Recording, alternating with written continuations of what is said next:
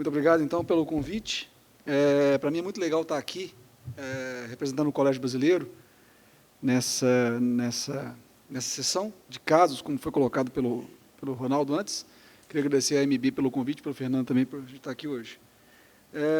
O Ronaldo falou sobre alguns casos de urinária, eu vou tentar falar agora sobre casos da parte gastrointestinal. Eu monto minhas palestras, geralmente, naquele programa Keynote, então aqui fica um pouquinho desconfigurado as animações, mas acho que não vai atrapalhar muito, não. Então, o primeiro caso é esse aqui, um paciente sexo feminino, sexo masculino de 80 anos. Vou voltar lá. Está com vírus C, cirrótico, e ultrassom de rotina que ele estava fazendo regularmente, viu um nódulo. A fetoproteína dele estava um pouco elevada, estava 80, normalmente é 10, né? As imagens são essas daqui que ele tem, ó. Então, a gente tem aqui um fígado, né, que tem algumas alterações de cirrose, aí são as sequências, e a lesão é essa daqui, ó. Então, vocês vejam que é uma lesão que tem um sinal elevado em T2, ela tem um realce aqui, deixa eu ver, esse aqui ela tem um realce precoce aqui na fase arterial, tá vendo, ó? E ela fica um pouco mais preta do que o fígado na fase tardia, o que a gente chama isso aqui de lavagem, e ela forma até uma cápsula, tá vendo, na fase mais tardia. Então, essa aqui é a lesão, paciente cirrótico. Então, o que seria a pergunta? Qual seria a melhor opção para esse paciente, né? Eu não sei se agora eles vão colocar lá, mas assim, então seria uma lesão benigna, que ela pode ser seguida, seria uma lesão diagnóstica de carcinoma hepatocelular sem necessidade de biópsia, é uma lesão provavelmente maligna, eu sugiro uma biópsia, é uma lesão indeterminada, e eu sugiro prosseguir com uma tomografia, já que eu tenho uma ressonância. Então, acho que a gente pode votar aí.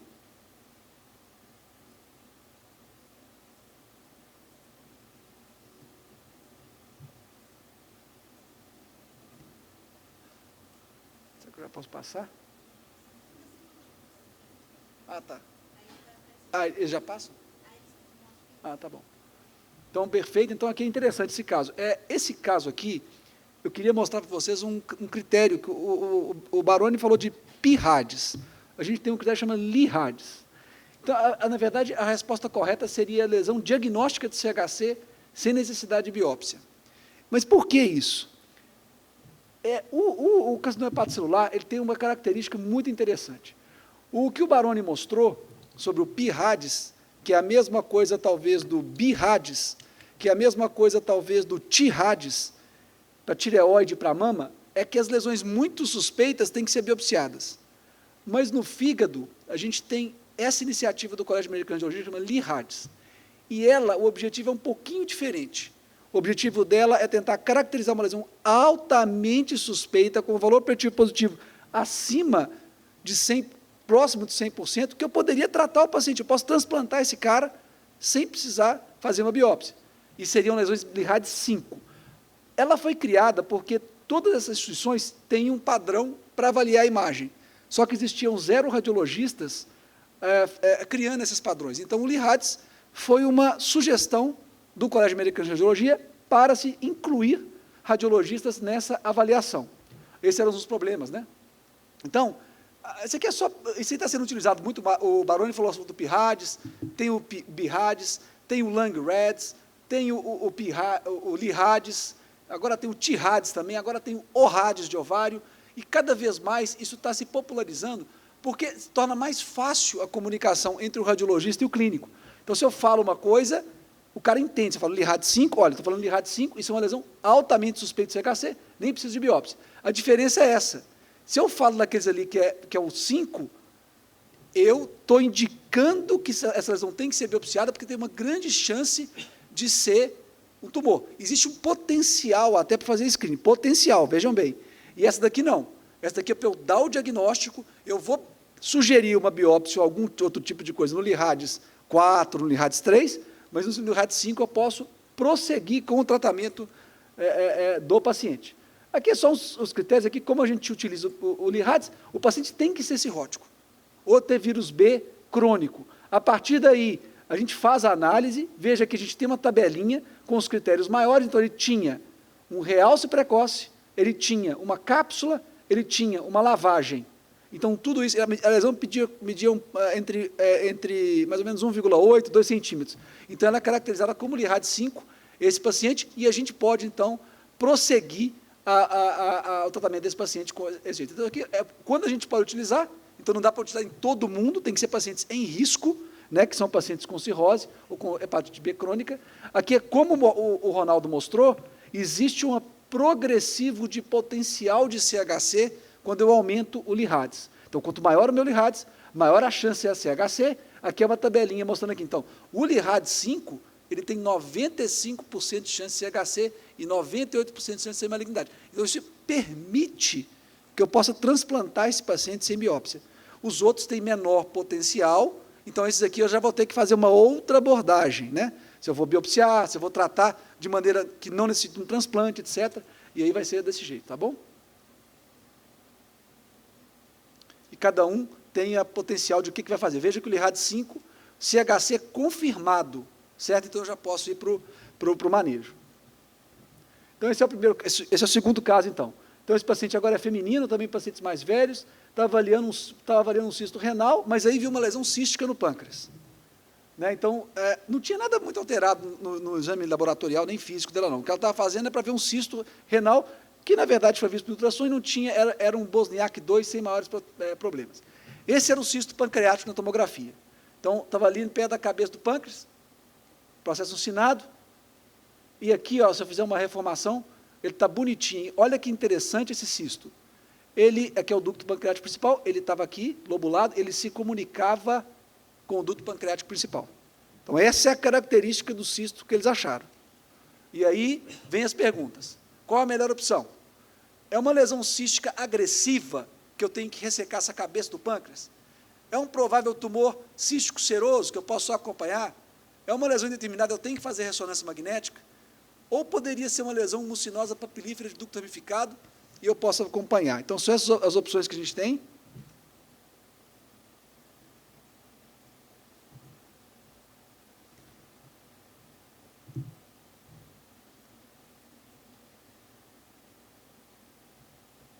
Lesão cística é muito comum.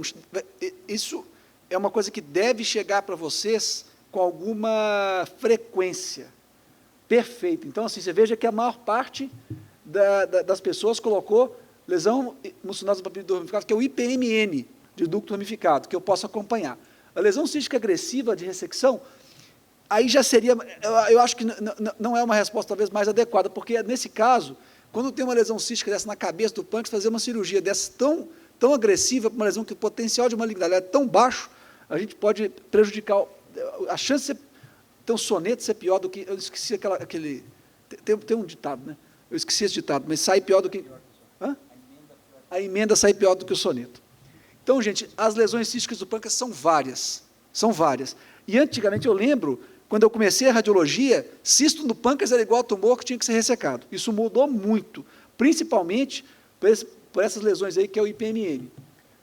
Então, aqui, eles são frequentes, a tomografia é 2,6%, mas na ressonância, pessoal, nós estamos falando de quase 20%, que é quase o número de cistos que a gente vê na autópsia. Então, é muito comum eu encontrar cistos na ressonância, principalmente em paciente mais velho. 20%. Então, isso é muito comum. E a maior parte desses são IPMNs, e a imensa maioria deles são tranquilos, são sem agressividade. Quem descreveu isso aqui foi um autor japonês, lá em 1986, mais ou menos, que ele escreveu, é o Itai e o Ohashi. Eles escreveram 3 tipos de lesão. Uma que é do ducto ramificado, que geralmente é a mais tranquila, e aquela que envolve o ducto principal, que é mais agressiva, ou aquela que envolve o ramificado e o principal. A do ducto principal vai se manifestar como um ducto principal dilatado, e a do ramificado como cistos que se comunicam com o ducto principal. Tem vários diretrizes, essa aqui é a diretriz mais utilizada, que é a diretriz de Fukuoka. No entanto, eu vou passar isso aqui rápido, porque ela foi atualizada agora, em 2017. Então, na atualização, é o seguinte, eu tenho alguma chance disso aqui ser maligno, ou seja, o ducto pancreático está bem dilatado, ou está obstruindo a via biliar, ou tem uma lesão sólida dentro do cisto. Aí eu vou para a ressecção. Se não, eu tenho algum sinal que essa lesão é agressiva, mas nem tanto, aí eu tento fazer uma ultrassonografia endoscópica. Se não, se é um cisto simples igual ao nosso, aí eu vou tentar ver o tamanho dele. Pelo tamanho dele, eu vou sugerir segmentos. Essa iniciativa sugere intercalar ultrassom endoscópico com ressonância magnética, tá? Mas isso varia de diretriz para diretriz, são várias diretrizes. Aqui tem algumas diretrizes, eu vou passar rápido para uma que eu gosto mais, e é uma diretriz de novo, que, vou passar de novo, porque isso aqui são basicamente a mesma coisa, essa daqui, ó, deixa eu voltar um aqui, espera aí, que essa, de novo, é uma iniciativa de radiologistas para tentar dizer como se maneja. Ah, mas o radiologista quer ditar manejo? Não. Não é que é isso, são radiologistas com clínicos tentando, porque o radiologista sabe identificar a lesão e, eventualmente, consegue, junto com os diretrizes clínicas, melhorar. Essa diretriz é para todos os cistos. Então, você veja que se o cisto é menor do que 1,5 centímetro, eu não estou nem um pouco preocupado com como é que ele é. Se não tiver nenhum sinal de malignidade, eu posso só seguir ele. E, a partir daí, se ele vai ficando maior, eu estou querendo ver como é que ele está, se ele está comunicando ou não com o conduto principal. Se o paciente é muito velho, também tem um interesse, porque essas lesões são indolentes, e elas demoram muito tempo para malignizar, então talvez não tenha tanto interesse assim, mas é interessante ver esses guidelines. Então, geralmente, essas lesões císticas podem ser seguidas, a depender do critério dela de imagens, mas a maioria, geralmente, é mais tranquila da gente seguir elas. Tá bom, pessoal? Então, próximo caso, esse paciente é masculino, 65 anos, ele tem uma história de hipertensão de longa data, alteração de enzimas cardíacas, quando ele entrou no pronto-socorro, com uma dor súbita há 2 horas. E aí, essa aqui é a imagem dele, fez uma angiotomografia, e aqui a gente vê uma lobulação na aorta. Olha só essa lobulação no segmento ascendente da aorta. E aqui, ó, que interessante, aqui a artéria pulmonar, aqui a lobulação da aorta, aqui parece que não está entrando contraste para a artéria pulmonar aqui do lado direito. E aqui, ó, aqui a gente faz uma tomografia de dupla energia, que a gente vê que a perfusão do pulmão direito está bem menor do que a do pulmão esquerdo. E aí eu faço as perguntas. Qual que é a melhor opção dentro desse caso aqui? Eu trouxe esse caso porque eu acho que é um caso de aorta, é sempre bom o clínico ver caso de aorta, né? Então, é um TEP e dissecção de aorta que não tem relação um com o outro, é uma trombose pulmonar séptica envolvendo a aorta, é um sarcoma da aorta com invasão da artéria pulmonar, ou uma dissecção da bainha da pulmonar com dissecção da aorta, por dissecção da aorta. Então, seriam essas opções aí. A aorta é sempre interessante porque, às vezes, é legal a gente, né, ter o contato de como é o manejo disso aí, como é que a gente pode fazer.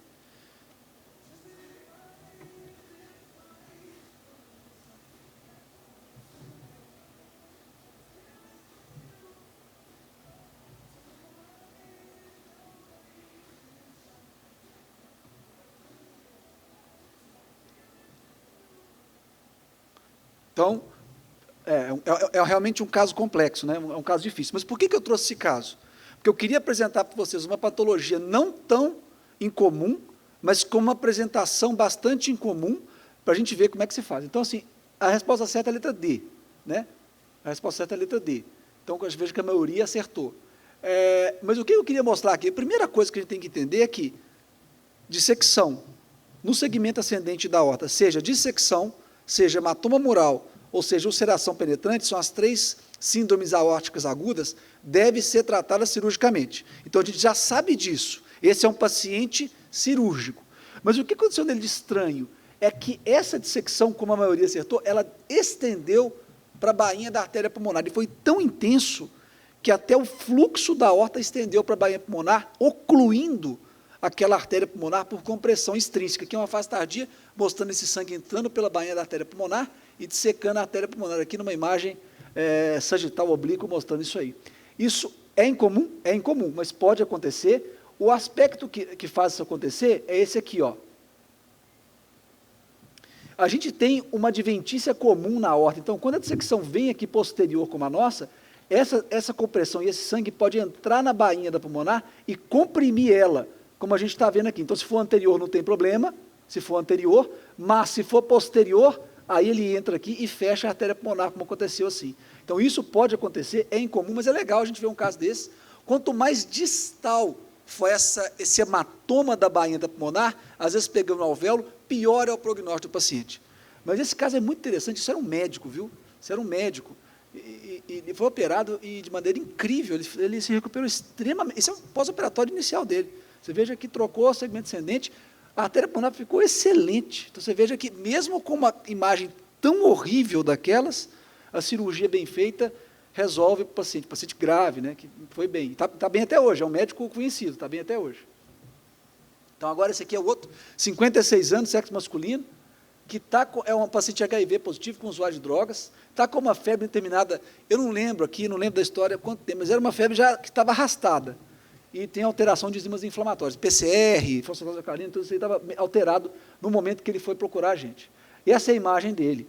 Então, você vê que tem, de novo, a aorta, mas aqui é a aorta abdominal, e tem alguma coisa esquisita aqui na aorta abdominal. Se eu coloco aqui uma janela mais aberta, opa, isso aqui é o quê? Isso aqui é gás. Isso aqui é o quê? Também tem gás aqui, ó. E aqui eu vou só mostrar aqui, ó, eles colocaram uma endoprótese aqui, ó. E continuou com gás, né? Então, vamos lá.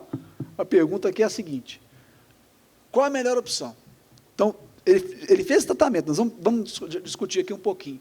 O diagnóstico de infecção concomitante exige tratamento aberto. O tratamento pode ser realizado por via endovascular nesse caso. A presença de ruptura exige o tratamento cirúrgico imediato, ou a ruptura não traz risco maior ao paciente pela infecção associada.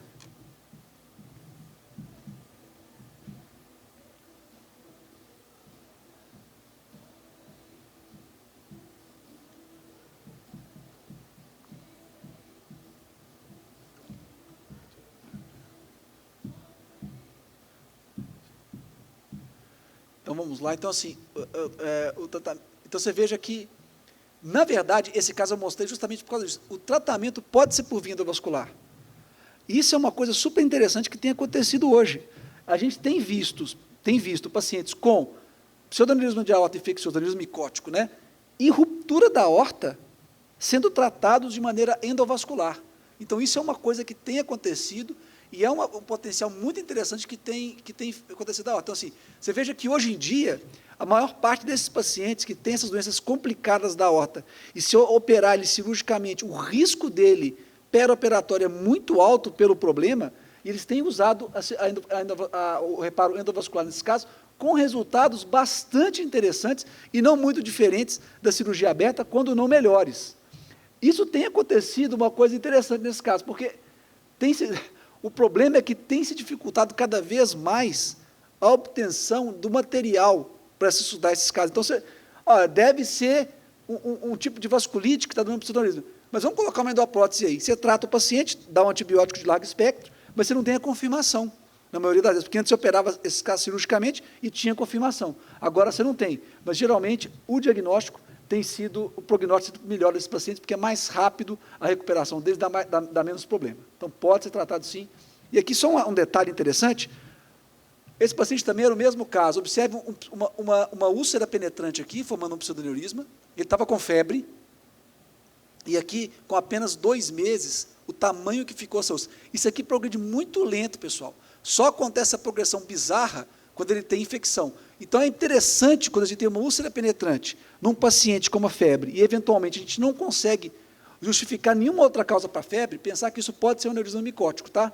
Então, isso é uma coisa interessante para a gente pensar. E aqui não tem gás. Então, algumas das vezes, a gente não vai ver gás junto para dar o diagnóstico histológico. Eu tenho mais um caso, mas falta 2 minutos. Você acha que eu posso prosseguir? Pode ir? Então, esse aqui é 67 anos, uma dor abdominal inespecífica, sem febre ou qualquer outro sintomas, e avaliação laboratorial sem alterações relevantes. É aquele paciente que chega no ponto de atendimento hoje em dia com uma alteração: estou com uma dor, estou constipado, já tem algumas semanas, e o médico acha por bom fazer uma tomografia para excluir alguma coisa. E era isso aí. Então, se observem, esse caso é semelhante com o caso que o Baroni mostrou. Tem uma lesão aqui cística, com calcificação, meio tubular, observe a lesão aqui. Olha como é que é interessante, a lesão está próxima do seco, né? Tubular, próxima do seco, está aqui, ó, com as calcificações. Então, essa lesão, paciente mais velho, um pouco menos de 70 anos, dor abdominal inespecífica. Qual a melhor opção? Apendicite aguda, sem sinais de complicação, hidrossalpinge direita com calcificações, obstrução intestinal ou tumor mucinoso do apêndice secal. Então, essas opções.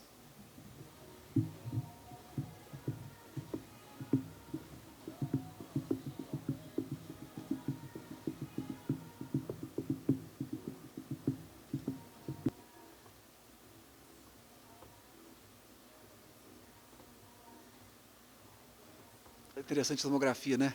A gente fazia essas tomografias aí, demorava às vezes, o paciente tinha que fazer preparo e tal, hoje você faz isso aí com 5 segundos. Então, foi meio a meio, né? Esse caso é interessante, porque por isso que eu mostrei o seco, sabe? Porque ele estava grudado no seco ali, isso é um tumor mucinoso do apêndice secal. Eu queria chamar bastante atenção para vocês para esse tipo de tumor. Os tumores do apêndice, na maioria das vezes, o mais comum é o carcinoide, né? O tumor neuroendócrino, que geralmente se manifesta até como um apendicite, um espessamento. Você não consegue ver o tumor neuroendócrino do apêndice, mas ele é geralmente benigno. Os tumores mucinosos acontecem, eles têm um espectro de benignidade a malignidade, tá? Então, eles são assim. Mas, geralmente, essa é a chance que a gente tem, tá? Então, quando ele se apresenta dessa forma, aqui é só caso de mucocele, geralmente, quando o paciente tem sintoma, aí a chance de ser maligno é maior, esse paciente não tinha tantos sintomas, nem tanta atração laboratorial. Mas aí, ó, o que eu queria mostrar para vocês, a chance é essa, porque se não for tratado antes de romper, aí realmente a gente fica numa situação complicada, porque se forma esses pseudomixomas, isso aí é uma mucina, que por mais que você tire isso aí, faça a quimioterapia intraperitoneal, é incurável. Ele vai retornar, vai ter que operar de novo, vai retornar. Então, a chance que, esse não é o mesmo paciente, tá? Mas a chance que esse paciente tem é de operar nessa hora. Tá? Isso tem um questionamento de como que deve ser feita a cirurgia, se deve ser feita tirado o seco também, ou só o apêndice, mas a chance que eles têm é só nessa hora. Então, é interessante a gente conhecer isso para poder entender qual o risco. Era isso que eu tinha, pessoal. Muito obrigado pelo tempo aí. Acho que eu passei talvez um pouco.